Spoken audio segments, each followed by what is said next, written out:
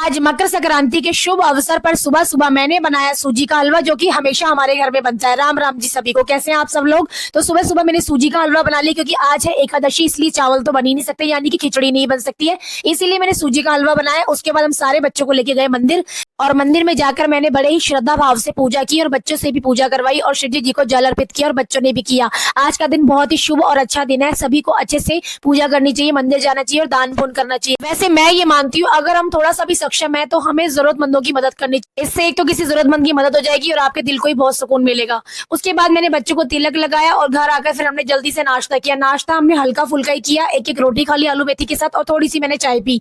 उसके बाद आज मुझे जाना था कंबल बांटने के लिए, इसलिए जाने से पहले मैंने थोड़ी सी तैयारी कर दी, क्योंकि मुझे यहाँ पर भी किसी को कंबल देना था। तो इसके पापा को मैंने जिम्मेदारी दी कि जाने के बाद अगर मेरे पीछे से वो सब आए तो उनको आप दे देना। लेकिन बाद में डिसाइड हुआ कि इसके पापा भी हमारे साथ जाएंगे। फिर आज मकर संक्रांति के शुभ अवसर पर हमने अपने बड़ों के आशीर्वाद लिए, क्योंकि मेरी सास तो अपनी बहन के घर गई, इसलिए मैंने इसके पापा के पैर छू के आशीर्वाद लिया और हमारे बच्चों ने हम सबके आशीर्वाद लिए। फिर यहाँ पे पापा बेटे का थोड़ा प्यार चल रहा है। इसके बाद हम निकल गए अपने घर से। मैंने थैला उठाया और मैं बाहर गई, फिर ये थैला सार्थक ने संभाला और आगे जाके इसके पापा ने संभाल लिया था। सार्थक के पापा ने ताला लगाया और उसके बाद हम मेन रोड तक गए, क्योंकि गाड़ी वहीं पर खड़ी हुई थी। हम सब बाहर गए, गौरव वहीं पर गाड़ी पे हमारा वेट कर रहा था। मैं, सार्थक, अवनी और टिड्डी हम सब निकल गए। फिर हमने सारा सामान गाड़ी में रखवाया, आधा सामान गौरव रख चुका था, फिर सार्थक के पापा ने भी सारा सामान रखवाया और इसके बाद हमने अपना अगला रुख मोड़ा और हम बैठ गए सारे गाड़ी में।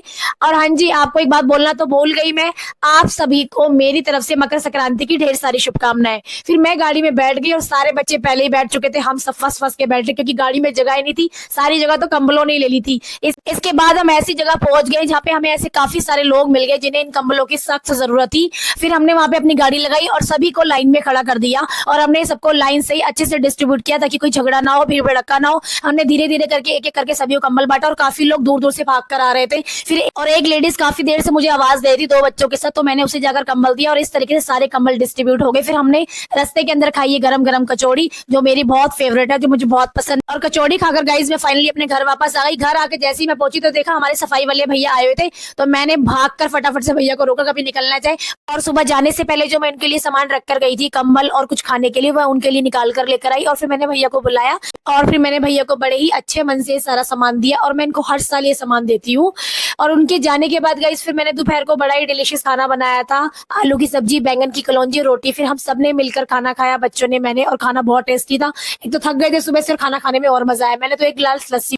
और उसके बाद गाइस रात को हमने खाया था गरम गरम गाजर का हलवा। कल रात को मैंने हलवा बनाया था, लेकिन कल अच्छे से नहीं खाया था। आज मैंने सबको अलग अलग कटोरी में डाल के दिया और सबने बड़े ही अच्छे से मन से खाया और फिर लास्ट में मैंने भी खाया।